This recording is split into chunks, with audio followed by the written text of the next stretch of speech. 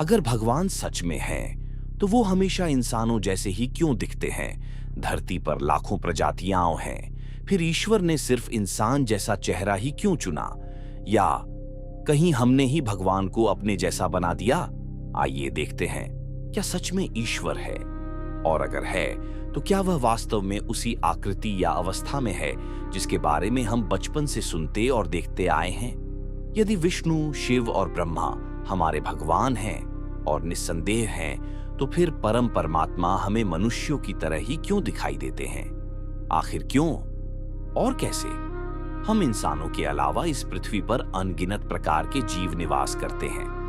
वैज्ञानिकों के अनुसार हमारी धरती पर लगभग 21 लाख से अधिक प्रजातियां अब तक पहचानी जा चुकी हैं।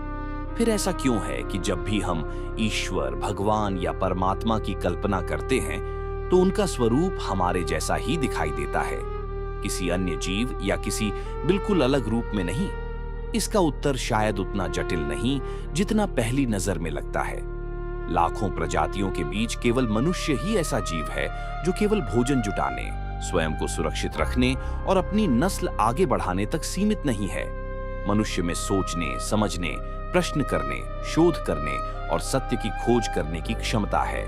शायद तभी जब प्राचीन काल में मनुष्य ने रोटी, कपड़ा और मकान जैसी मूलभूत आवश्यकताओं पर कुछ हद तक विजय प्राप्त की, तब उसके भीतर इस सृष्टि और इससे जुड़े रहस्यों को जानने की जिज्ञासा उत्पन्न हुई। तब हमने महसूस किया कि इस सृष्टि का हर एक जीव, चाहे वह स्थावर हो जैसे पेड़ पौधे, या जंगम हो, चाहे वह कभी पृथ्वी पर विचरण करने वाले डायनासोर रहे हों, या आज हमारे घरों में दिखाई देने वाली एक छोटी सी चींटी, हर किसी का अपना एक निश्चित कर्तव्य है।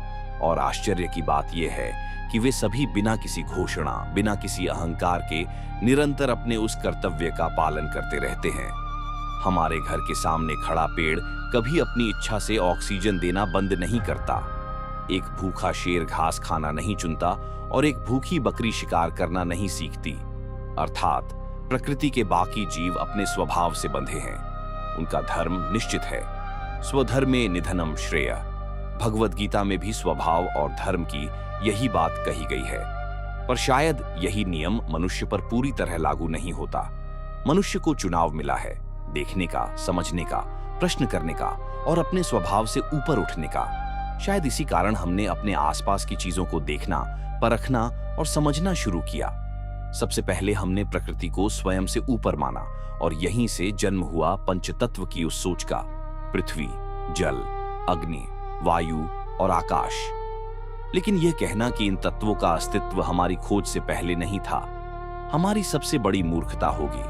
इसीलिए आज भी हम कहते हैं कि हमने किसी चीज की डिस्कवरी की है, क्योंकि डिस्कवरी का अर्थ किसी नई चीज को बनाना नहीं, बल्कि उस सत्य को पहचानना है जो हमेशा से मौजूद था, बस हम उसे अब समझ पाए हैं। लेकिन सनातन के इस रहस्य की यात्रा अभी शुरू हुई है।